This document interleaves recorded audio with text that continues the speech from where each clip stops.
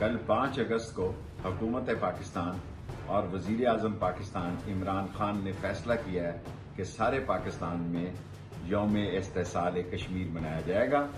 ये वो दिन है जहां 2 साल पहले कश्मीरियों पर 370 और 35A के तहत जुल्म ढाए गए और कल 9 बजे सुबह 1 मिनट के लिए ट्रैफिक बंद होगी और खामोशी इख्तियार की जाएगी और कल का दिन उस जद्दोजहद आज़ादी को सलाम अकीदत पेश किया जाएगा जो कश्मीरी आवाम ने पिछले 70 साल से जारी रखी है।